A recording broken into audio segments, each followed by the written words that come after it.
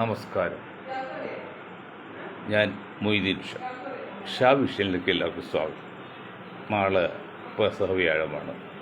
അത് ആഘോഷിക്കുന്ന അല്ലെങ്കിൽ അത് അനുഷ്ഠിക്കുന്ന എല്ലാ മാന്യ സുഹൃത്തുക്കൾക്കും എൻ്റെ ഗ്രൂപ്പിൻ്റെയും അഭിനന്ദനങ്ങളും നന്ദിയും രേഖപ്പെടുത്തും.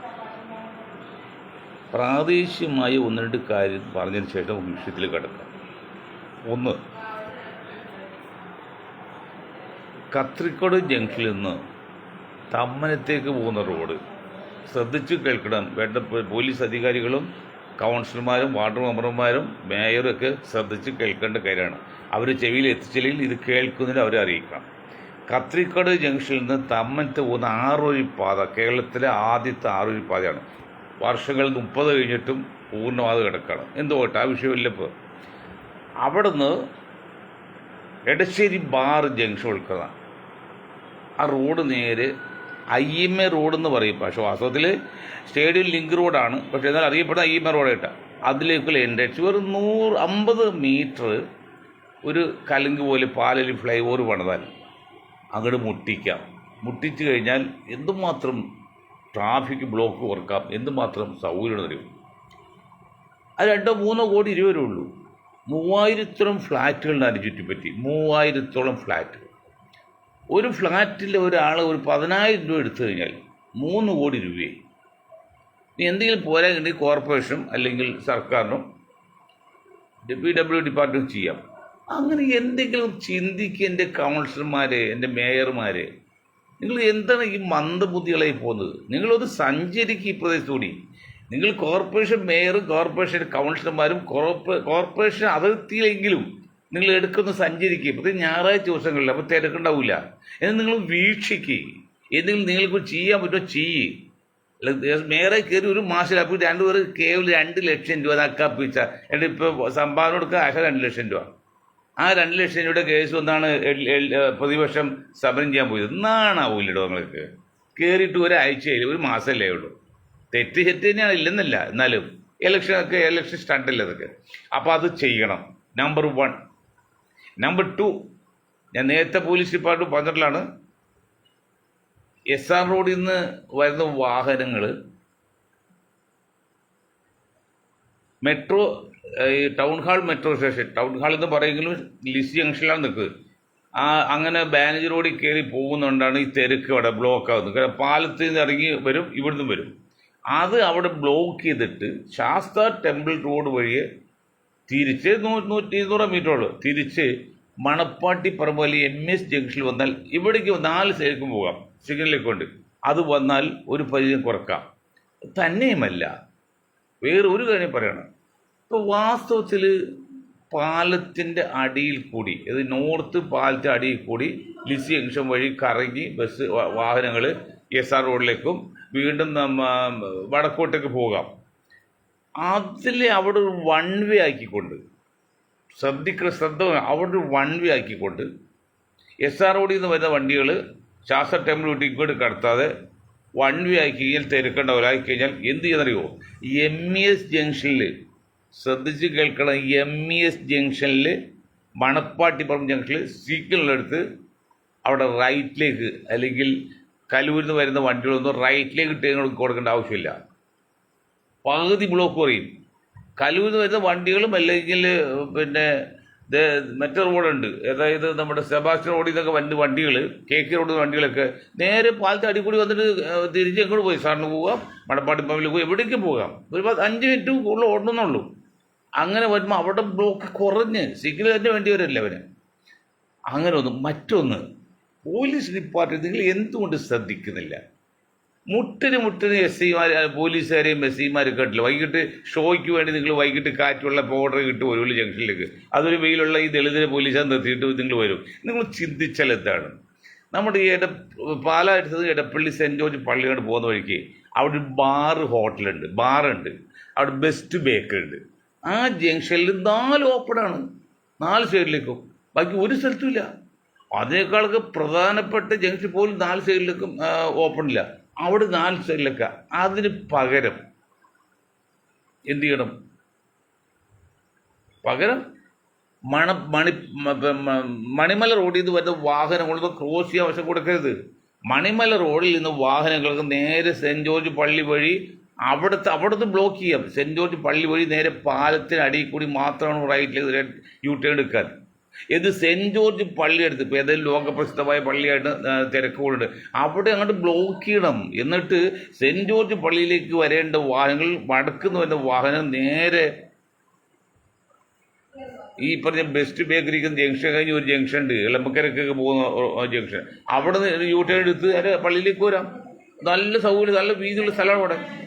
അപ്പോൾ സെൻറ്റ് ജോർജ് പള്ളിയുടെ ഫ്രണ്ടിലുള്ള അത് ബ്ലോക്ക് ചെയ്തിട്ട് സെൻറ്റ് ജോർജ് വടക്ക് തന്നെ വാഹനങ്ങളെല്ലാം നമ്മുടെ ഇളമക്കരക്ക് പോകുന്ന ബെസ്റ്റ് ബേക്കറി കഴിഞ്ഞ ജംഗ്ഷനിൽ നിന്ന് റൈറ്റിലേക്ക് എടുത്ത് പള്ളിയിലേക്ക് വരാം.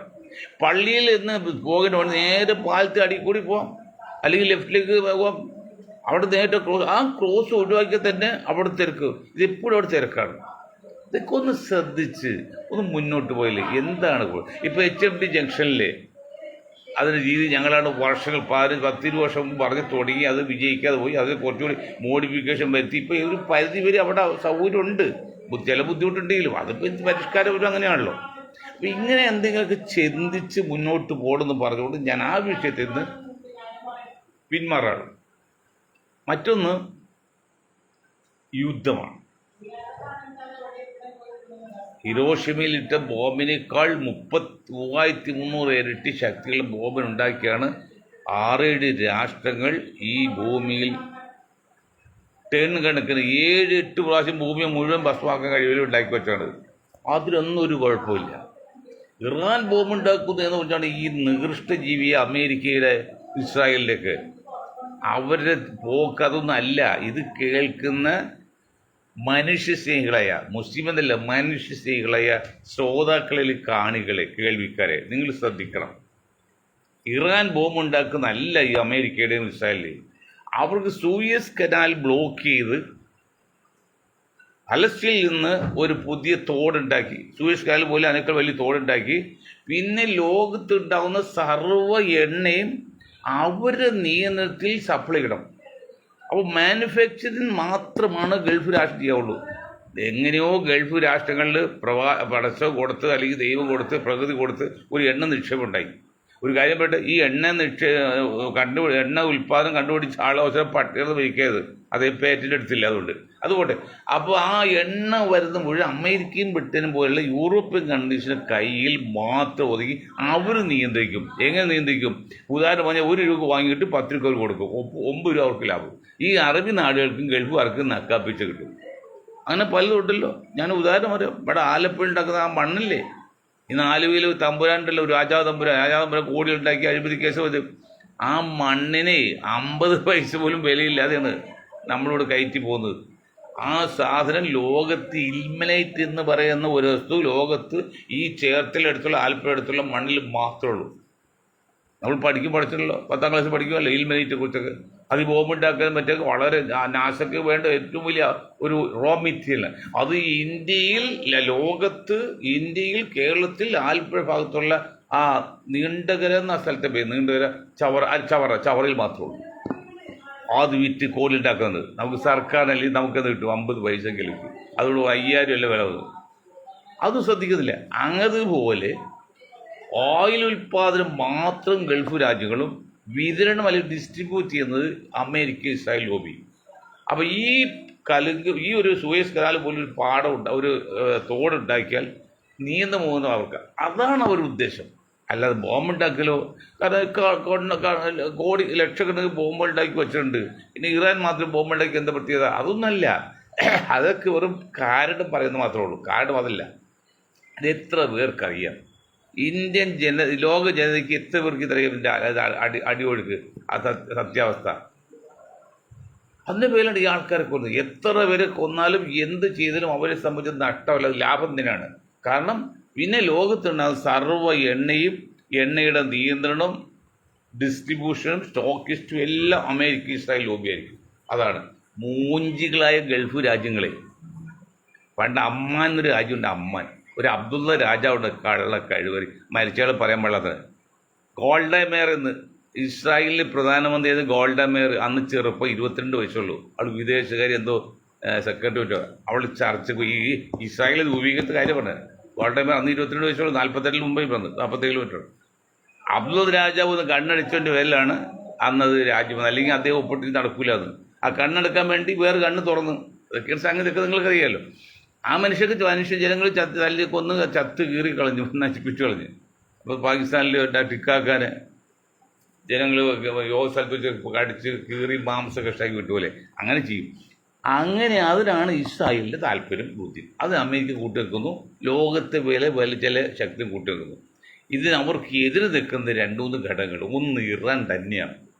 മറ്റൊന്ന് ഇറാനെ തകർത്താൽ മാത്രമേ, അല്ലെങ്കിൽ ഇറാനെ ഒതുക്കിയാൽ മാത്രമേ അവിടെ നടത്താം. പിന്നെ അത് ഒരു പാവ ഗവൺമെൻറ് ചിലപ്പോൾ വെനിസ്വേല കണ്ടില്ലേ, വെനിസ്വേല ഇപ്പോൾ അമേരിക്ക ഒരു ഭരണാധികാരിയെ രാത്രിയത്ത് പിടിച്ച് വിലയിട്ട് കൊണ്ട് അവൻ്റെ പെട്ടിക്കകത്ത് കൂട്ടാൻ തോന്നിയാൽ എന്ത് ന്യായമാണ്? ഇപ്പോൾ വെനിസ്വേല അവർ കയ്യിലായി, ലോകത്തെ ഏറ്റവും കൂടുതൽ എണ്ണ ഉൽപ്പാദിക്കുന്ന രാജ്യമാണ്.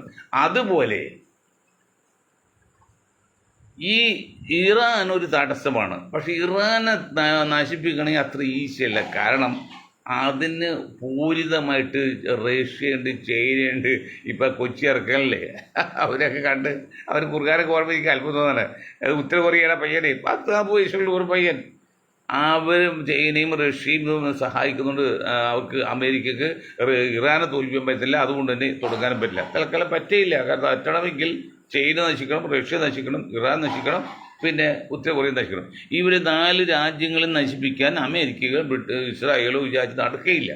അതുകൊണ്ട് അവരുടെ സ്വപ്നം മാത്രമാണ്. പക്ഷേ ഇതിൻ്റെ പരിണത ഫലം എന്ന് പറഞ്ഞാൽ ആയിരക്കണക്കിന് മനുഷ്യർ, ഇത് യഹൂദിയായാലും മുസ്ലിമായാലും ക്രിസ്ത്യാനിയായാലും ആയിരക്കണക്കിന് മനുഷ്യർ ആയുസത്തത് മരിക്കുകയാണ്.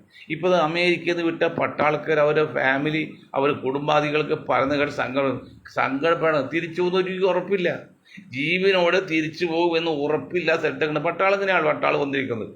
അതുകൊണ്ട് സങ്കടമാണ്, നമുക്ക് സങ്കടമുണ്ട്. നമ്മളല്ലേ പലസ്തീൻ കുട്ടികളെ കൊന്നതിൽ അങ്ങേറ്റ് നമുക്ക് സങ്കടമുണ്ട്. അതുപോലെ ഇപ്പോൾ ഇസ്രായേലിലെ മക്കൾ മരിക്കുമ്പോൾ നമുക്ക് വാസ്തവം ഞാൻ നിൽക്കുക മനസ്സ് പടക്കാണ്. എന്തെങ്കിലും മനുഷ്യജീവൻ നമ്മുടെ സഹോദരങ്ങളിൽ. അപ്പോൾ അതാണ് എൻ്റെ സംഗതി. ഇതൊക്കെ മനസ്സിലാക്കി ഗൾഫ് രാജ്യങ്ങൾ ഒന്ന് ശ്രദ്ധിച്ചാൽ മുന്നോട്ട് പോകാം. പക്ഷെ ഒരു ഗുണമായി അകലെ വെള്ളി നക്ഷത്രം കാണുന്നു എന്ന് പറയും പോലെ അകലെ ഗൾഫ് വരെ സംബന്ധിച്ച് അവരിതെല്ലാം മനസ്സിലാക്കിയിട്ടുണ്ട്. കാരണം ഇറാന് ഇത്രയും കാലത്തോടെ ഒരിക്കലും ഗൾഫ് രാജ്യങ്ങളെ നേരിട്ട് ആക്രമിക്കുക, അല്ലെങ്കിൽ അവർക്ക് കടലിടുക്കൊന്നും ബ്ലോക്ക് ചെയ്തിട്ടൊന്നുമില്ല. അപ്പോൾ അതുകൊണ്ട് അവർ നശിപ്പിക്കില്ല എന്നുള്ള രീതിയിൽ ഇറാനെ എതിർക്കാൻ വേണ്ടി ഈ ഗൾഫ് രാഷ്ട്രങ്ങൾ അമേരിക്ക കൊണ്ടുവെക്കുമെന്ന് അങ്ങനെ പറയാൻ പറ്റില്ല. പക്ഷെ അമേരിക്കയും ഇസ്രായേലും അത്ര കണ്ട് നിഗൂഢമായ, പിന്നിപ്പോൾ ന്യൂയോർക്കിൽ ബോംബിട്ടേര് കാണുന്നുണ്ട്. ഇത് മറ്റേ 2 ഘട്ടം നശിപ്പിച്ചല്ലോ അറിയില്ല, ഞാൻ മുഴുവൻ റിപ്പോർട്ട് കിട്ടിയില്ല. അങ്ങനെയാണ് സംഭവം. അങ്ങനെ പെട്ടു പോകാതിരിക്കട്ടെ എന്നും എത്രയും പെട്ടെന്ന് യുദ്ധം തീർന്ന് ലോകത്ത് സമാധാനം ഉണ്ടാകട്ടെ എന്നും ആത്മാർത്ഥമായിട്ട് പടച്ചവനെ ദൈവമേ ഈശ്വര പ്രാർത്ഥിക്കാം. വീണ്ടും നമ്മുടെ കേരള രാഷ്ട്രീയത്തിലേക്ക് അതിനുവേണ്ടി ഈ അച്ഛന്മാരുടെ കാര്യം പറയട്ടെ. ഇന്ത്യൻ പ്രതിപക്ഷ രാഷ്ട്രീയം നയിക്കുന്ന ഇന്ത്യൻ നാഷണൽ കോൺഗ്രസ് നേതാക്കളും ഇന്ത്യയിലെ സഭാ നേതൃത്വവും പെട്ടുപോയ ബാധ്യതയും മണ്ടത്തരവും കുറ്റവും അപകടം എത്ര ആഴത്തിലുള്ളതെന്നറിയും.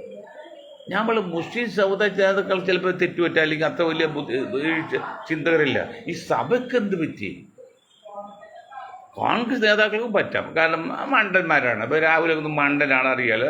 അല്ലെങ്കിൽ BJP ചോദിച്ച് എല്ലാ പ്രസ്ഥാനം ചേർത്ത് ഒരു പ്രസ്ഥാനം ഉണ്ടാക്കും, എല്ലാവരും ചേർത്ത് അതൊന്നും ചിന്തിക്കലും മണ്ടൻ തന്നെയാണ്. ഞാൻ സഭയോടെ ചോദിക്കുന്നത്, ഒരു ബന്ധമില്ല നിങ്ങളായിട്ട് ഇത് ഒക്കെ ഭൂമിയെക്കുറിച്ചുള്ള കാര്യം.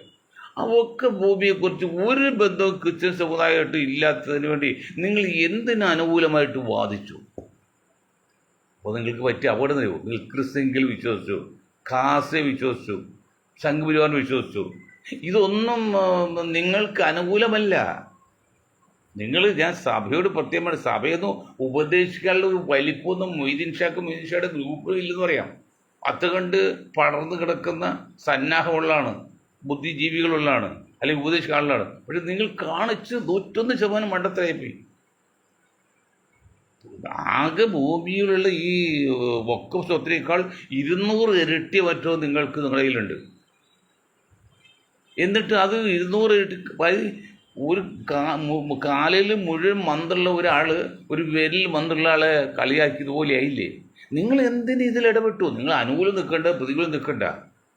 എടോ 1:20 ഇന്ത്യയിൽ ക്രിസ്ത്യൻ മുസ്ലിം അനുപാതം. 1:20. 20 കോടി 30 കോടിയുണ്ട്, ഇവിടെ 2% 20%. അപ്പോൾ 1:20. മറ്റേത് കേരളത്തിലോ 1:40 10% ഉണ്ടെങ്കിൽ 40% മുസ്ലിങ്ങൾ എന്ന് പറഞ്ഞാൽ 10% 10 ഒന്നാകുമ്പോൾ 4 1:4 വ്യത്യാസമുള്ളൂ.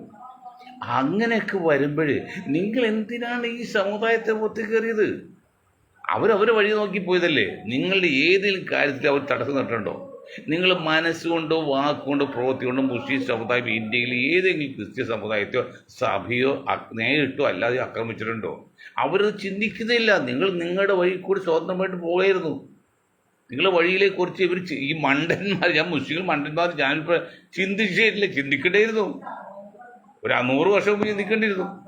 ഇങ്ങനെയാണ് ക്രിസ്ത്യൻ സഭയ്ക്ക് ഈ ഭൂസ്വത്ത് മാത്രം കോടാനുകോടി രൂപയുടെ സ്വത്തുക്കൾ ഉണ്ടായത്.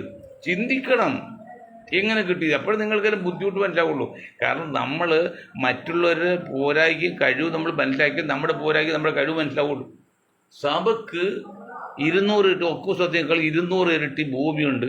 ഇന്ത്യൻ ഗവൺമെൻറ് ഉള്ളതിനേക്കാൾ 2ാം സ്ഥാനം സഭയ്ക്കാണ് ഭൂമിയുള്ളത്. ഇതൊക്കെ നെറ്റിൽ അടിച്ചാൽ കിട്ടും, ഗൂഗിൾ അടിച്ചാൽ കിട്ടും. അതെങ്ങനെ ഉണ്ടായത്? നിങ്ങൾ പഠിച്ചിരിക്കരുത്. അത് ഈ കാക്കാമാർ മുസ്ലിങ്ങൾ പഠിച്ചില്ല. കാരണം അറിയോ, അവരന്ധമായിട്ട് സഭയോട് ഒരു 2 പാൽ രേഖയായിട്ട് പോയി. അത് നല്ലതാണ്, കുറ്റവുമില്ല. പക്ഷേ 1:20 ഉണ്ടെങ്കിൽ, ഒരു ക്രിസ്ത്യൻ ഉണ്ടെങ്കിൽ 20 മുസ്ലിങ്ങളുണ്ട് ഇന്ത്യയിൽ. അപ്പം എവിടെയെങ്കിലും നിങ്ങൾക്കൊരു ആപത്ത് വന്നാൽ ഈ 20 മുസ്ലിങ്ങളിൽ ഒരാൾ സപ്പോർട്ട് ചെയ്യുക, അല്ലെങ്കിൽ സഹായം കിട്ടും. ഇപ്പം എന്താ മണിപ്പൂരിലൊക്കെ തൂറി മെഴുകുന്നത്? നിങ്ങൾ ആവശ്യമില്ലാതെ ഈ സഭ വന്ന് മുസ്ലിം സമുദായത്തെ ഇതൊക്കെ നിങ്ങൾ ആവശ്യമില്ലാതെ ദ്രോഹിച്ചു. അല്ലെങ്കിൽ നിങ്ങൾക്ക് ഒരു കാര്യമുണ്ടോ? ഒക്കെ സ്വത്തും ക്രിസ്ത്യൻ സമുദായമായിട്ട് എന്ത് ബന്ധം? ഒരു ബന്ധം. കടലാഴി പോലെ. അത് വെറും മരീചികയായിരുന്നു. അതങ്ങനെ പോയിക്കോളും. നിങ്ങൾ മരീചിക കാണാൻ പറ്റില്ല. നിങ്ങൾ എന്തിനാണ് ഇടപെട്ടത്? നിങ്ങൾ BJPക്ക് അനുകൂലം നിന്നു. ഇപ്പം കണ്ടില്ലേ എന്താണ് സംഭവിക്കാൻ പോകുന്നത്? ഒക്കെ സ്വത്തിൽ പലതും അവർ പിടിച്ചെടുക്കും. അതുപോലെ അത് പിടിച്ചാൽ കുറച്ചുള്ളൂ. ബാക്കി ക്രിസ്ത്യൻ സമുദായത്തിൻ്റെ പുതിയ അവതരണത്തിൽ 3 വർഷത്തിലൊരിക്കൽ ലൈസൻസ് എടുക്കണം. ലൈസൻസ് പുതുക്കാതെ എടുത്ത സമയത്ത് വന്ന വരുമാനം കൂടെ നിങ്ങൾ എന്തെങ്കിലും സ്ഥാപനം ഉണ്ടാക്കിയിട്ടുണ്ടെങ്കിൽ അത് സർക്കാർ കണ്ടു കിട്ടും. മനസ്സിലായോ സഭയെ? മനസ്സിലായോ? സഭയ്ക്ക് മനസ്സിലായോ? അപ്പോൾ ഒരു ബാധ്യമില്ലാത്ത പാവം പട്ടിണി പരുമങ്ങളായിട്ട് ഇന്ത്യയിൽ കഴിഞ്ഞുകൊണ്ട് മുസ്ലിം സമുദായത്തെ നിങ്ങൾ ആക്രമിച്ച് മാത്രമല്ല, അത് കണ്ട് നിങ്ങൾ കൈ ഒടിച്ച് ആഹ്ലാദിച്ചു. ദൈവം വലിയതാണ്. ഇപ്പോൾ ഇറാൻ കണ്ടില്ലേ? ഇറാന് ഇത്രയും ശക്തി ഉണ്ടെന്ന് ഈ സഭയോ ഞാനോ വിചാരിച്ചോ? മുസ്ലിങ്ങൾ വിചാരിച്ചു? ലോകത്ത് ഏതെങ്കിലും ശക്തി വിചാരിച്ചോ ഇറാൻ ഇത്രയും പിടിച്ചെടുക്കുമെന്ന്? ഞാൻ വിചാരിച്ചില്ല. പക്ഷെ ഇറാൻ പിടിച്ചില്ലേ? അവർ മുസ്ലിം സമുദായത്തെ ഇന്ത്യയെ സംബന്ധിച്ച്, ലോകത്തെ സംബന്ധിച്ച് നിങ്ങൾ ധരിക്കുന്ന പോലെ അത്ര പ്രശ്നമൊന്നും ഇല്ലെന്നേ. മുസ്ലിങ്ങൾക്കൊന്നും ഭയപ്പെടാനുമില്ല. അവരെ മൂക്കി കയറ്റി വലിക്കാനും പറ്റില്ല. പക്ഷെ നിങ്ങൾ മൂക്കിയിട്ട് വലിക്കാം. BJP സംബന്ധിച്ച്, സംഘപരിവാരം സംബന്ധിച്ച് ക്രിസ്ത്യൻ സമുദായം ഇന്ത്യയിൽ വിഷയമല്ല. ആസ്വാദിയാണെല്ലാം 1:20 ഇല്ലേ? അപ്പോൾ നിങ്ങൾ കാണിച്ച മണ്ടത്തരായി. അതാണ് പണ്ട് കമ്മ്യൂണിസ്റ്റുകാരെ ഫാസിസം വന്ന് പിടിച്ചപ്പോൾ നമ്മൾ ശ്രദ്ധിച്ചില്ല. നമ്മളല്ലല്ലോ കത്തോലിക്ക വിളിച്ച് നമ്മൾ വിളിച്ചില്ല. മറ്റേ വിളിച്ചപ്പോൾ ആരും ഇല്ലാതെ വന്ന് എന്ന് പറഞ്ഞ് പണ്ട് നിങ്ങൾ വായിച്ചിട്ടുണ്ടല്ലോ. ഇപ്പം നിങ്ങൾക്കെതിരെ വന്നു മാത്രമല്ല, വളരെ ശക്തമാണ്. നിങ്ങൾ എന്തൊക്കെ കൈകാലിട്ടടിച്ചാലും നിങ്ങൾക്ക് ഇനി അനുകൂലം നിൽക്കില്ല. എന്തുകൊണ്ട്? നിങ്ങൾ ആകെ കിട്ടുന്നത് BJPക്ക് കിട്ടുന്നത് 2%. ഇനി മുഴുവൻ ക്രിസ്ത്യാനി വന്നാലും ബാക്കി 98% പുറത്തുണ്ട്. അതിൽ 20% പോയി ബാക്കി 78 ഇതുണ്ട്. 78% 100ൽ 8 പേര് BJPക്ക് അനുകൂലം നിൽക്കും ഇങ്ങനെ വരുമ്പോൾ.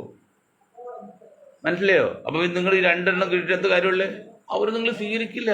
സ്വീകരിക്കുമ്പോൾ അത് നിങ്ങളെ ക്ഷാവരിപ്പിക്കും. എനിക്കെതിരെ ഇപ്പോൾ വന്നുകൊണ്ടോ അല്ലെങ്കിൽ എൻ്റെ ഫ്ലെക്സ് മാറ്റിക്കൊണ്ടോ ഒരു കാര്യമില്ല. ഞാൻ സഭയ്ക്കെതിരല്ല. പക്ഷെ യാഥാർത്ഥ്യം അത് മാത്രമേ ഉള്ളൂ. സങ്കടമാണ് എനിക്ക്. ഞാൻ ഞങ്ങളുടെ സമുദായത്തിൽ പറയുന്നുണ്ട്, എവിടെയെങ്കിലും എന്തെങ്കിലും ആപത്ത് വെച്ചാൽ നിങ്ങൾ കഴിയുന്ന സഹായം സഭയ്ക്കും ക്രിസ്ത്യൻ സമുദായം ചെയ്തു കൊടുക്കണം. അതിൽ യാതൊരു മടി വിചാരിക്കരുത്, അമാന്തം വിചാരിക്കരുത്. കാരണം ആവശ്യമാണ്. നമ്മുടെ സഹോദര സമുദായമാണ്. അത് മനസ്സിലാക്കണം. അത് ചെയ്ത് സഭ ചെയ്ത് തെറ്റായിപ്പോയി. ഇത് ഞാൻ വേറൊരു കാര്യം പറഞ്ഞത് നമുക്ക് കേരള രാഷ്ട്രീയത്തിൽ കിടക്കാം, എല്ലാം പെട്ടെന്ന് തീർക്കും. അത് ഇതാണ്, ഒരു നുസ്രീനായിട്ട് ഒരാൾ കോൺഗ്രസിന് രാജിവെച്ച CPM ചേർന്നു കൊള്ളാം. ഇപ്പം നല്ല സ്ഥലത്തെ നാട് എടോ നുസ്രീനെ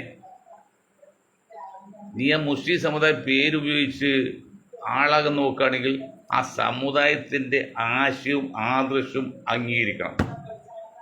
എന്താ അറിയോ, ഇസ്ലാം മതത്തെക്കുറിച്ച് പറയുമ്പോൾ മറ്റ് മതങ്ങളെ അപേക്ഷിച്ച് അല്പം വ്യത്യസ്തമാണ്. അതാണ് അവർക്ക് ഈ ലോകത്ത് പ്രശ്നമാണ്. വ്യത്യസ്തമാണ്. അവർക്ക് ലാ ഇലാഹ ഇല്ലല്ലാഹ് മുഹമ്മദ് റസൂലുള്ളാഹി എന്നുള്ളൊരു പ്രത്യേക ശാസ്ത്രം അല്ലെങ്കിൽ ആദർശം, ഒരു ആശയമുണ്ട്. അതൊരു അണുമണി വ്യത്യാസം വരുത്താൻ പാടില്ല. നിങ്ങളൊരു മുസ്ലിമാണ്, നിങ്ങൾക്ക് അന്യജാതിയിൽപ്പെട്ട് ആരും വിവാഹം കഴിക്കാം, അതിൽ കുഴപ്പമില്ല.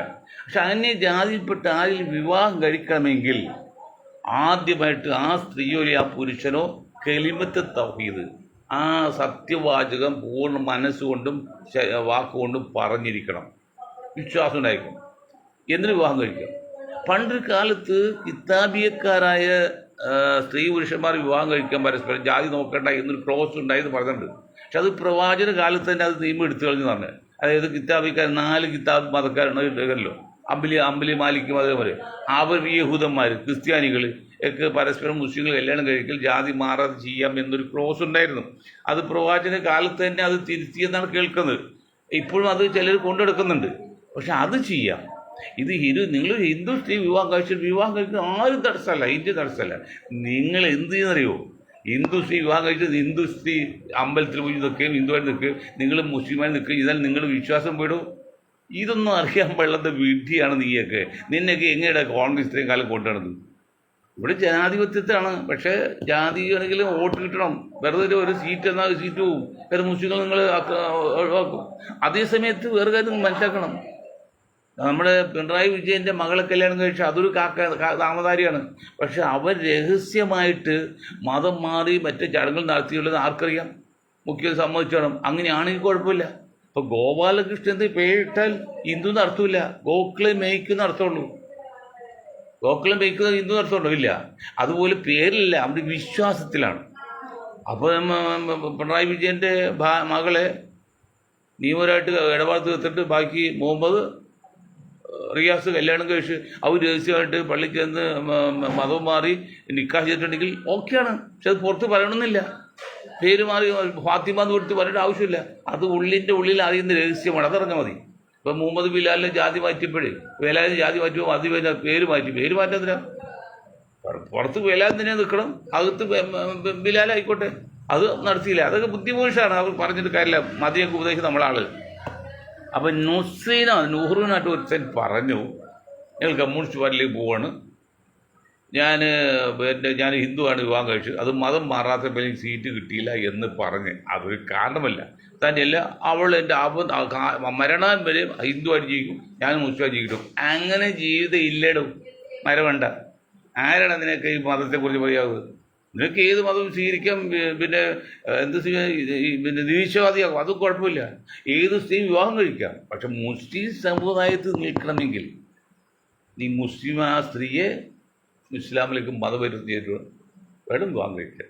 അതാണ് നിൻ്റെ അത്. ഇപ്പോൾ നീ ഒരു വലിയ ആദർശമായിട്ടും വലിയൊരു കാര്യമായിട്ടും അത് നിരീശ്വരവാദികളുടെ ഇടയിൽ വിവാഹം കഴിച്ചിട്ട് മതം മാറാതെ നിൽക്കുന്നു കഴിഞ്ഞാൽ അത് അവർക്ക് അവിടെ അന്തസ്സാണ്. അത് മുസ്ലിം സമുദായത്തിലില്ല. ഇപ്പം നീ ചെന്ന് വിട്ട സ്ഥലം ക്ലിയറാണ്. ഏത് LDF കമ്മ്യൂണിസ്റ്റ് പാർട്ടി നിരീശ്വരവാദി പാർട്ടിയാണ്. അവിടെ ഇതൊന്നും ബാധകമല്ല. നീ എന്തെങ്കിലും കുഴപ്പമില്ല. അപ്പോൾ അങ്ങ് നിൽക്കട്ടെ. അല്ല നീ അതിനു വേണ്ടി പിന്നെ കോൺഗ്രസ് നേതാക്കളെയോ അല്ലെങ്കിൽ മറ്റുള്ള നേതാക്കളെ കുറ്റപ്പെടുത്തിയാൽ ഞങ്ങൾ സമ്മതിക്കില്ല. ഞങ്ങൾ കോൺഗ്രസ് ചില നേതാക്കളെ ചില പോയിന്റ് ചൂണ്ടിക്കാണിക്കും, അത് തെറ്റിരുത്താൻ വേണ്ടിയാണ്. എന്ന് വെച്ച് കോൺഗ്രസ്സുകാരെ ആക്രമിക്കാനോ കോൺഗ്രസ് നേതാക്കൾ ചീത്ത പറഞ്ഞാൽ ഞങ്ങൾ സമ്മതിക്കില്ല, അത് വേറെ കാര്യം. അപ്പോൾ ഇതാണ് ഞാൻ ആ കാര്യത്തിൽ സൂചിപ്പിക്കുന്നത്. അപ്പോൾ ഇതൊരു കാര്യം മനസ്സിലാക്കണം, മുസ്ലിമായിട്ട് ജീവിക്കാൻ ആഗ്രഹിക്കുന്നവരുണ്ടെങ്കിൽ നിങ്ങൾ ഏതാളെയും വിവാഹം ഇവിടെ നിയമമുണ്ട്. പക്ഷെ ആ ആളെ ആണായാലും പെണ്ണായാലും ഇസ്ലാം മതത്തിലേക്ക് പരിവർത്തനം ചെയ്തതിന് ശേഷം വിവാഹം കഴിക്കാവൂ. ആ വിവാഹം സഹിയാവുള്ളൂ, വെച്ചാൽ അംഗീകൃതമാവുള്ളൂ. പക്ഷെ അത് ഇന്നത്തെ തലമുറക്ക് അത് ഉൾക്കൊള്ളാൻ പറ്റിയിരിക്കില്ല. അങ്ങനെ നിങ്ങൾ വിവാഹം കഴിക്കാൻ പോരുത്. അല്ലെങ്കിൽ നിങ്ങൾ തോന്നുന്നു കമ്മ്യൂണിസ്റ്റ് പാർട്ടി ചേർന്ന് ജീവിച്ചോന്ന വിഷയമല്ല, ഇസ്ലാമായി ജീവിക്കാൻ പറ്റില്ല എന്നിട്ടുള്ളൂ. ഓക്കെ, അപ്പോൾ നിങ്ങൾ ഏകദേശം മനസ്സിലാക്കണം അല്ലെങ്കിൽ ഇനി എന്തെങ്കിലും മറുപടി വന്നാൽ ഉത്തരം പറയാം. അവസാനം ഞാൻ കേരളത്തിലെ അസംബ്ലി ഇലക്ഷൻ, ഇപ്പോൾ SDP വോട്ട് വേണ്ട എന്ന് സതീശൻജി പറഞ്ഞു, SDP മുന്നിൽ ചേർക്കില്ല എന്ന് പറഞ്ഞു. അതൊക്കെ മുന്നിൽ ചേർക്കുക എന്ന് പറഞ്ഞെങ്കിൽ നമുക്കത് മനസ്സിലാക്കാം. SDP വോട്ട് വേണ്ട എന്ന് പറഞ്ഞാൽ നിങ്ങളത് പറയേണ്ട ആവശ്യമുണ്ടായില്ല. ആരുടെ വോട്ട് വേണ്ട പറയാൻ പറ്റില്ല, അത് തെറ്റാണ്. അത് കൂടാതെ ഇപ്പോൾ ഒരു കാര്യം ഇദ്ദേഹം പറഞ്ഞു, ഇനി SDP വോട്ട് വേണോ വേണ്ടത് പറയണമെങ്കിൽ അത് കമ്മിറ്റി കൂടി പാർട്ടി തീരുമാനിക്കുന്നു. പാർട്ടി തീരുമാനിച്ചിട്ടാണോ സാർ നിങ്ങൾ SDP വോട്ട് വേണ്ട എന്ന് പറഞ്ഞത്? നിങ്ങൾ വെറും പത്രസമ്മേളനത്തിൽ പറഞ്ഞാലേ. സതീശൻജി എന്താ ഇങ്ങനെ മണ്ടത്തരം കാണിക്കുന്നത്? നിങ്ങളൊന്ന് മുരളീധരൻ വന്ന് ട്രിവാൻഡ്രത്ത് കോർപ്പറേഷൻ പിടിച്ചിടക്കുന്ന പോലെ അതുപോലെ ഒരു ഘട്ടമായിട്ട് കാണുന്നുള്ളൂ നിങ്ങൾ കാണുന്നത്. അങ്ങനെ ചെയ്താൽ ഇലക്ഷനാണ്, അവിടെ യുക്തിയില്ല, സത്യമൊന്നുമില്ല. ഞാൻ ഇന്നലെ പറഞ്ഞു, ഇലക്ഷനിലും പിന്നീട് ഇലക്ഷനിലും ലവിലും യുദ്ധത്തിലും അവിടെ സത്യം നീ നോക്കില്ല, ജയം മാത്രമേ ഉള്ളൂ. അങ്ങനെ ജയം വരുമ്പോഴേ ഈ ക്ലോക്കിൽ പെന്നിലെ പോലെ ആടിക്കൊണ്ടിരിക്കും. അത് ആ കുത്തി പെട്ടിയിലേക്ക് വീഴുന്നവരെ മാറാൻ സാധ്യതയുണ്ട്. അതിൻ്റെ അടവ് നയം ഒരുക്കും, അതിൻ്റെ തന്ത്രം വേണം. അത് ചെയ്താണ് മുന്നണി ചേർക്കല. ഓക്കെ, വോട്ട് ആട് ഞങ്ങൾ സ്വീകരിക്കുക എന്ത് നിങ്ങൾക്ക് പറയാൻ പാടില്ലല്ലോ. ഇപ്പോൾ നേമത്ത് അവർ LDF സപ്പോർട്ട് ചെയ്ത്, ഇപ്പോൾ ഞങ്ങൾ എല്ലാം കൂടി പറഞ്ഞ് കഴിഞ്ഞ 6-7 വർഷമായിട്ട് 40% വരുന്ന മുസ്ലിം സമുദായത്തിൽ 3% വോട്ട് മാത്രമാണ് നിരീശ്വരവാദികളായ മുസ്ലിം സമുദായക്കാരുടെ വോട്ട് മാത്രം കമ്മ്യൂണിസ്റ്റ് പാർട്ടി. ബാക്കി 97% എന്ന് പറഞ്ഞാൽ 40-ന് 37 വോട്ടും UDF വിറ്റ് ചെയ്ത് UDF ജയിപ്പിക്കുകയും എല്ലാം സന്നായിട്ട് കൊണ്ടു നടക്കായത് കഴിഞ്ഞ കുറേ നാളുകായിട്ട്. അത് ഓരോന്ന് ഈ കോൺഗ്രസ് മണ്ടന്മാരായ നേതാക്കളെയും ലീഗിൻ്റെ ചില നേതാക്കളെയും തന്ത്രപരമല്ലാത്ത ബുദ്ധിപരമല്ലാത്ത നീക്കം കൊണ്ട് ഇപ്പോൾ PDP LDF വിലായി, കാന്തപുരം LDF. ഇപ്പോൾ ഈ കൊച്ചുകാരൻ റാഫിയൊക്കെ വാസ്തവത്തിൽ കമ്മ്യൂണിസ്റ്റ് കോൺഗ്രസ് അനുഭാവികളായിരുന്നു. അവരിപ്പോൾ അതിന് പറയാണ്. അങ്ങനെ പലരും നിങ്ങൾ എതിരാക്കി. ഇങ്ങനെ മാറ്റി കഴിഞ്ഞാൽ പിന്നെ എവിടെ നിന്നാണ് വോട്ട് കിട്ടുക? എവിടെ നിന്നാണ് കിട്ടുക? എന്താ നിങ്ങൾ ചെയ്യുന്നത് മനസ്സിലാക്കുന്നത്? എന്ത് നിങ്ങൾ ഉദ്ദേശിക്കുന്നത് മനസ്സിലായില്ല. എത്ര പറഞ്ഞാലും മനസ്സിലായി. ഞങ്ങളിത് പറയുമ്പോൾ തോന്നും അവൻ ആടത് പറയുന്നു. അതുകൊണ്ടല്ല ഞങ്ങൾ പറയുന്നത് സത്യമാണ്. മനസ്സിനെ കുറിച്ച് പറഞ്ഞത്. മനഃശാസ്ത്രം കൈകാര്യം ചെയ്തതാണ്. മനഃശാസ്ത്രം ചിലപ്പോൾ മനുഷ്യർക്ക് മാത്രമല്ല എല്ലാവർക്കും മനസ്സുണ്ടോ. ഞാനൊരു വക്കീലെടുത്ത് ഓഫീസിൽ കയറി പറഞ്ഞപ്പോൾ മനഃശാസ്ത്രത്തെക്കുറിച്ച് പറഞ്ഞപ്പോൾ അദ്ദേഹം ഒന്ന് ആക്കി ചിരിച്ച്. എനിക്കത് മനസ്സിലായി. ഞാൻ പറഞ്ഞ വക്കീൽ സാർ പറഞ്ഞതിന് മനസ്സിലായി. മനസ്സ് എല്ലാ ജീവജാലങ്ങൾക്ക്, മനുഷ്യർ മാത്രമല്ല, മൃഗങ്ങൾക്ക് മാത്രമല്ല, ചെടികൾക്ക് വരെയും, നേരിട്ട് ജീവൻ്റെ അറിയാത്ത ചെടികൾക്ക് വരെയും മനസ്സുണ്ട്. അത് ഉദാഹരണം പറഞ്ഞു, നിങ്ങൾ വാഴത്തോട്ടത്തിൽ സംഗീതം വച്ചു കഴിഞ്ഞാൽ അത് കണ്ട് അത് ആസ്വദിക്കും, അത് വളർച്ച കൂടുന്നു. ആധുനിക മനഃശാസ്ത്രം പറഞ്ഞു കഴിഞ്ഞാൽ അതിൽ നിങ്ങൾ വറ്റി വളർത്ത പാടത്തോടെ നിങ്ങൾ നടന്നു പോകുമ്പോൾ അത് നിങ്ങളൊന്ന് അനുമോദിച്ചുകൊണ്ട് അല്ലെങ്കിൽ സന്തോഷം അറിയിച്ചുകൊണ്ട് അത് ചലിക്കും. ഇതൊക്കെ പറഞ്ഞാൽ സാധാരണക്കാർക്ക് മനസ്സിലാവില്ല. ഞാൻ ആ വിഷയം വിട്ടു കളഞ്ഞേക്കാം. ഏതായാലും ഒരു കാര്യം പറയാം, മനസ്സാണ് കൈകാര്യം ചെയ്യുന്നത്. അതുകൊണ്ട് നിങ്ങൾ ഇങ്ങനെയൊക്കെ ചെയ്ത് മണ്ടത്തെ കാണിച്ച് എന്തെങ്കിലും കാരണവശാൽ ഒരു ഫോൾട്ട് സംഭവിച്ചാൽ LDF ഉണ്ടാവില്ല, UDF ഉണ്ടാവില്ല, തരിപ്പടാവും. അതാണ് നിങ്ങൾ ആഗ്രഹിക്കുന്നതിൽ അങ്ങനെ ചെയ്യും. ഇല്ലെങ്കിൽ ഇനിയെങ്കിലും നിങ്ങൾ പറയേണ്ട ഒരു പോയിന്റ് ഉണ്ട്. ഇന്ത്യൻ നാഷണൽ കോൺഗ്രസ് നയിക്കുന്ന രാഹുൽ ഗാന്ധിയും പിന്നീട് മറ്റെല്ലാ നേതാക്കളും പറയേണ്ട പോയിന്റ് ഉണ്ട്. തിരഞ്ഞെടുപ്പിൽ അല്ലെങ്കിൽ മുന്നണിയിൽ ഒരു പാർട്ടിയായിട്ട് നിൽക്കില്ല. പണ്ട് ഇന്ത്യ ഉണ്ടാക്കിയാൽ നടക്കില്ല. പക്ഷേ ഞങ്ങൾ നയിക്കുന്ന മുന്നണിയിൽ BJP ഒഴിച്ച് ബാക്കി എല്ലാവരും ഉണ്ടായിരിക്കും എന്ന് പരസ്യമായിട്ട് പ്രഖ്യാപിച്ച് അതനുസരിച്ച് നിങ്ങൾ മുന്നോട്ട് പോയി കോൺഗ്രസ്സുകാരെ മണ്ടന്മാരെ നിങ്ങൾ ഒരു സ്ഥലത്ത് എത്താൻ പോകുന്നില്ല. കേരളം പോവും, ദേശമെല്ലാം പോവും, നാശത്തിലേക്ക് പോവും. അത് ബുദ്ധിയുള്ള കോൺഗ്രസ്സിലെ ഏതെങ്കിലും നേതാക്കളുണ്ടെങ്കിൽ നിങ്ങൾ ചെയ്യേണ്ട പോയിന്റ് 2 കാര്യം ചെയ്യണം. ഒന്ന്, BJP വെച്ച് എല്ലാവരും നിങ്ങളുടെ മുന്നിൽ ചേർക്കണം. വരുന്നവർക്കെല്ലാം, വരാത്തവർ പോട്ടെ. ബാക്കി നിങ്ങൾ ആരെയും നിഷ്പക്ഷമായിട്ട് ഒരാളെ വയ്ക്കണം. അവരൊരു സ്ഥാനം വേണ്ട. അങ്ങനെ ജയപ്രകാശ് നാരായണൻ പറഞ്ഞത് അങ്ങനെയാണ്. അതാണ് അങ്ങനെ പിന്നോട്ട് പോയത്. ഇത്രയും കാര്യം പറഞ്ഞ് ഞാൻ എൻ്റെ വാക്കിൽ നിർത്താൻ നിങ്ങൾക്ക് ഒരായി നന്ദി. ജയ് ഹിന്ദ്.